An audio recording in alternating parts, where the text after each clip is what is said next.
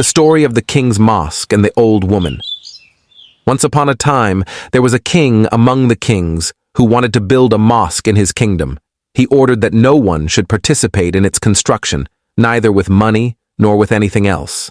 He wanted this mosque to be entirely built from his own wealth, without any assistance from anyone.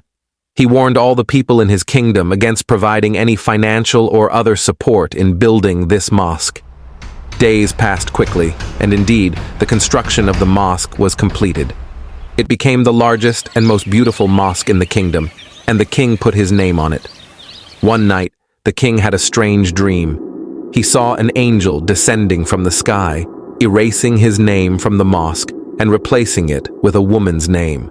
The king woke up startled and sent his soldiers to inspect the mosque and make sure that his name was still on it.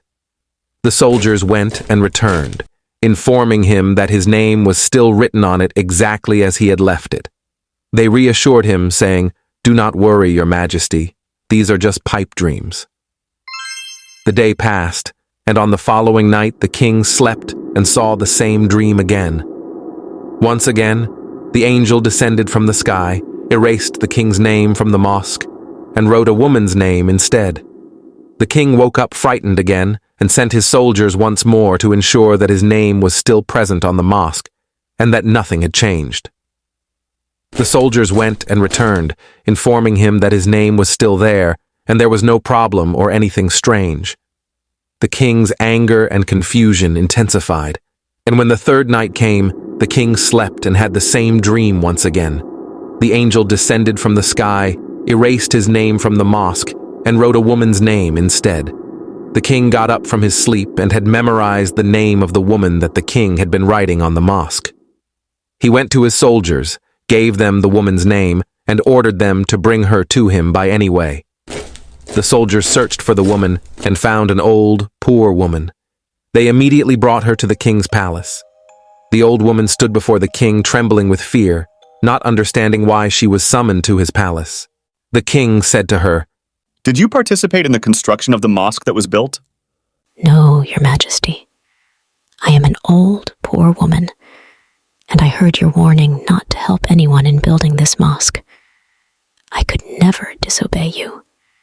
"I ask you by Allah, tell me what you did in the construction of this mosque." "By Allah, I did nothing in the construction of this mosque, except, Except what? except that one day I passed by the mosque, and I saw one of the animals, which carrying wood and tools for building the mosque, tied with a rope. There was a container of water near it, and the animal couldn't reach the water because of the rope. It looked extremely thirsty. So I approached the container and gave it water to drink until it was satisfied. By Allah, that's all I did, and I did nothing else." "Oh, you did this for the sake of Allah, and Allah accepted your deed.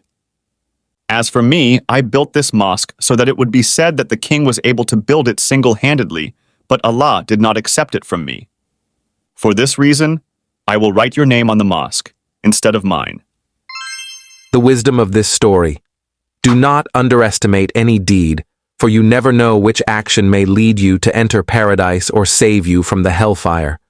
Also, you should always make your actions sincere for the sake of Allah. And the purpose of those actions should not be to show off and be arrogant to people, but rather you must be humble.